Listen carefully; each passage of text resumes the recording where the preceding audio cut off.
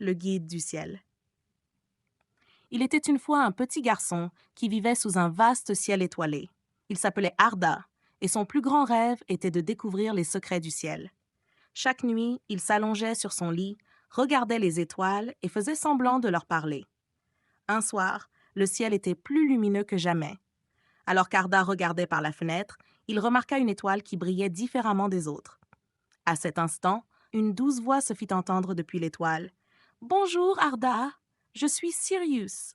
Si tu veux, je peux te raconter tout ce qu'il y a à savoir sur le ciel. » Arda s'approcha de la fenêtre, étonné. « Vraiment? Le ciel est si grand que je ne sais même pas par où commencer, » dit-il avec excitation. Sirius commença à briller doucement en parlant. « Le ciel est comme un livre, Arda. Chaque étoile est une lettre, chaque planète une phrase, et chaque galaxie une histoire. Que dirais-tu de commencer par notre système solaire? » Arda sortit rapidement et s'assit à l'endroit le plus élevé de son jardin. Sirius bougeait doucement dans le ciel tout en continuant. « Regarde cette planète brillante là-bas, c'est Vénus. C'est souvent la première que tu vois la nuit. On l'appelle aussi l'étoile du berger. Elle t'accompagne toujours au coucher du soleil.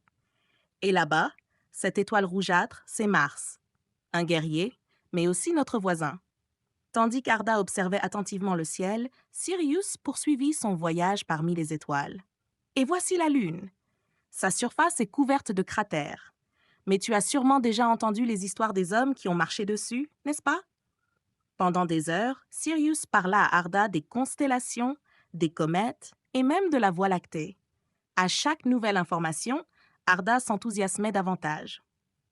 Les explications de Sirius faisaient briller les yeux d'Arda et son imagination s'étendait comme un océan sans fin. Au bout d'un moment, Sirius dit « Le ciel est toujours là pour toi, Arda. Tu peux observer les étoiles quand tu veux, mais souviens-toi que chaque ciel raconte une histoire différente, tout comme chaque étoile a une signification unique. » Arda répondit « Je viendrai ici chaque nuit, Sirius. Chaque nouvelle nuit sera une nouvelle découverte. » Il continua à regarder les étoiles avec joie. Lorsqu'il rentra chez lui tard dans la nuit, encore absorbé par tout ce qu'il avait appris, Arda réalisa que le ciel n'était plus simplement un lieu lointain. Il était devenu un ami. Il avait hâte de faire de nouvelles découvertes et imaginait le jour où il pourrait percer tous les mystères du ciel. Cette nuit-là, en posant sa tête sur l'oreiller, le ciel ne lui semblait plus être qu'un simple amas d'étoiles. C'était un monde rempli d'histoires.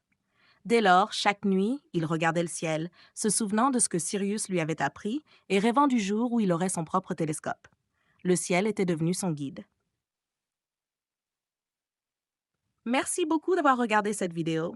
Nous espérons qu'elle vous a plu.